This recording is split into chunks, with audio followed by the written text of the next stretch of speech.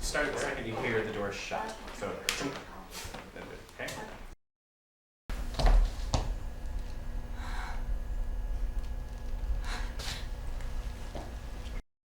I'm around. For the whole scene.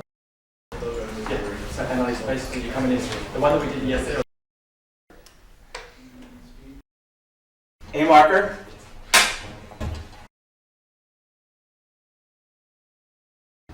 Action! And cut! Oh my God. Cut.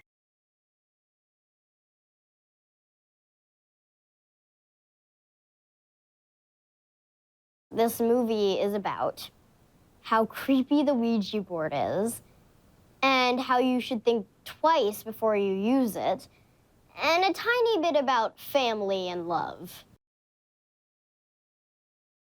Doris is sweet when we first meet her, but in the end, not so sweet. But when we first meet her, she's basically just a regular kid who wants to make everyone in her family happy again. Alice comes home with a Ouija board, and Doris thinks she's talking to her dad, but she's really got the wrong guy. I sometimes believe in ghosts because sometimes weird stuff happens to me, like the lights turn off and on in my bathroom, which is really strange.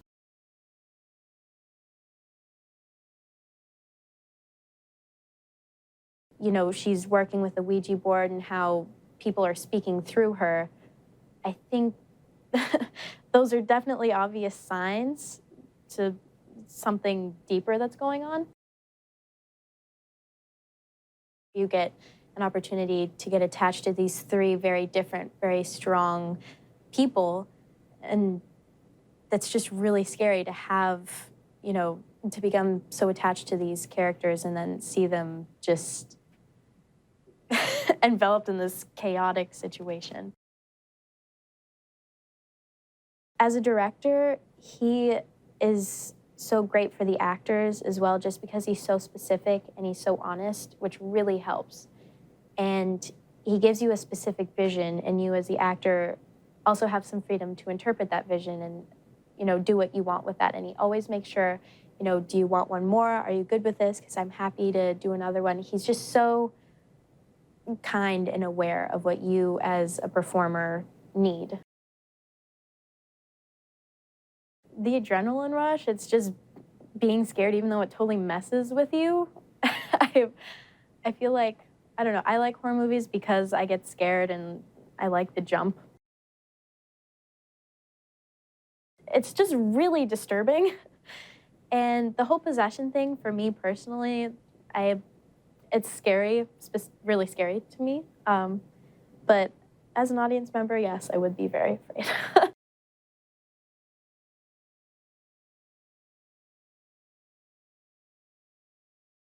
It doesn't feel like a horror movie, which is, I think, what makes it so terrifying, because these characters don't know what is happening to them and what is going to happen to them. They have no idea. They're actually dealing with something that they think couldn't get any worse, and going about their lives and trying to be happy, and I'm trying to be a good mom, and then things starts happening, and I think it's like that slow burn of not expecting where it's going, and just feeling deeply personal.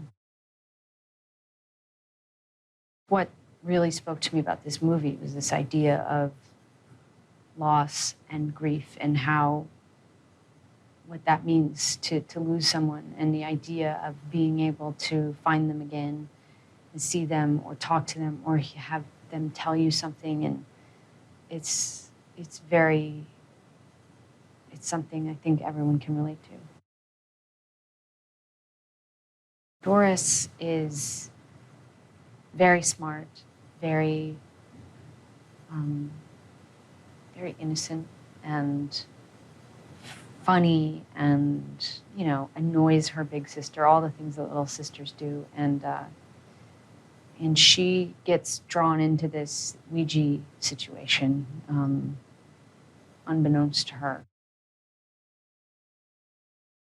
Mike Flanagan is so surprisingly sweet and gentle, and it's that weird thing because he's clearly very sick in the head, and, you know, he came up with this, and he's twisted and creatively brilliant.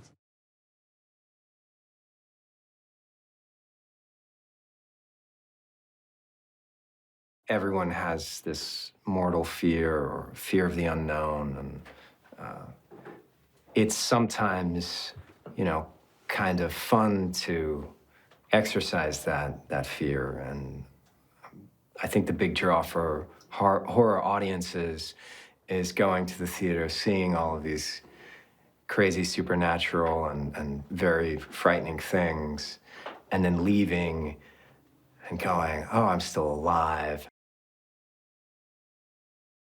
There's something extremely creepy about children, you know, under possession of some supernatural demonic force, right? That scares a lot of people just off the bat. And then you have young Lulu Wilson, who is a great actress and able to kind of sell that creepiness just with a look. They began using this Ouija board, but what they don't realize is that there are elements within the house, spiritual elements, that are not really benevolent, and they are looking to sort of take things over. And when the Ouija board is brought in, that's sort of the medium, you know, no pun intended, that will allow them to kind of possess certain people.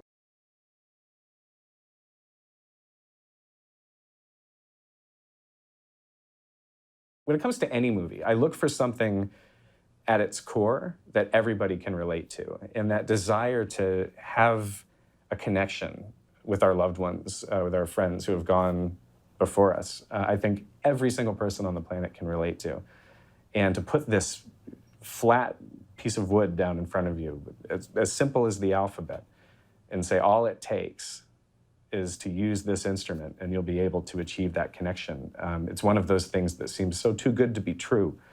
And so, especially in the case of these movies, it certainly is. When you're sending a signal out into a realm you can't see, you know, people talk about a Ouija board as being like an open line of communication. When you're just able to see the response, when you're just looking at the letters, that's all you really have to go on. The thing that really kind of, that I think really puts, you know, puts the hair on the back of my neck up is that you never know who's on the other line. She was the only actress who had come in and chosen not to try to deliver the monologue as though it was frightening or scary or disturbing. She delivered it casually, innocently, and with a smile, which was such a sophisticated choice, and exactly how I wanted it to be read in the film, that I felt immediately like this young actress is leagues ahead of her time. The thing about Elizabeth Reaser is that her eyes just project everything that's happening in her mind and in her heart. She's one of the most open actresses I've ever seen. And so the three of them together just created such a perfect dynamic. It was so much more than I had ever imagined when we were writing. We approached this as though we would have approached any period drama about a single mother and her daughters. That was our first priority. The scares and the horror elements, because of the attention paid to that, I think land even more than they would if this was just a horror movie.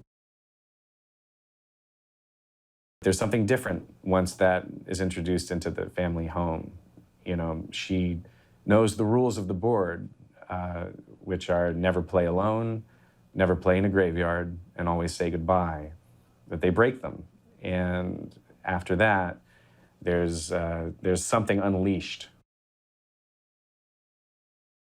The stunt work in this movie was particularly challenging because a lot of it had to be accomplished within this actual house.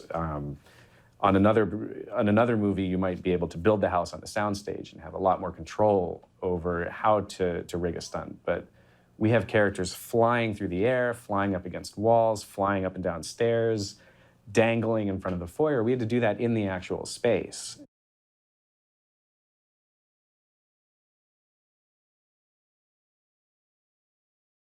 The crazy thing is that since we made the first Ouija, so many people have come up to us and told us their own freaky stories of what happened with them with the Ouija board. And, you know, I had an unusual thing happen to me, and it's the weirdest thing that this thing, we all have that shared common scary experience, or a lot of people have had that experience.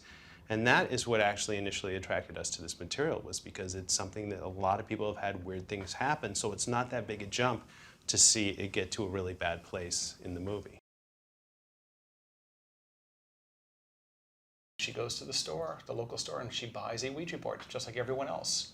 And of course, it actually works for real. And her youngest daughter, Doris, has some sort of connection with this board and is able to maybe speak to spirits on the other side. When Doris is able to connect with the other side and they think it's Daddy, you know, the father, everybody wants to believe and everyone is leaning into that. You know, we're finally talking to Daddy, and what is he saying? And then, you know, of course, later in the movie you realize maybe it's not Daddy. At the end of the day, for Halloween, you want to be scared. This movie delivers on the scares, and this story's fantastic.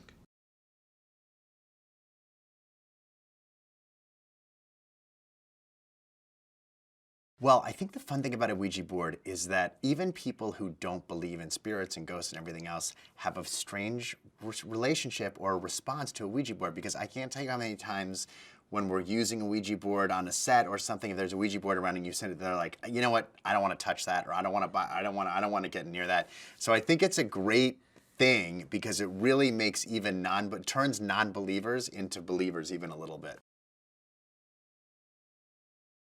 It's about a mother and her two daughters, and the mother makes money by kind of fortune telling and things like that, and they get a Ouija board to kind of help with the mother's business. And it turns out, initially they're using the Ouija board and kind of faking it, but it turns out that the younger daughter is actually communicating with the dead through the Ouija board.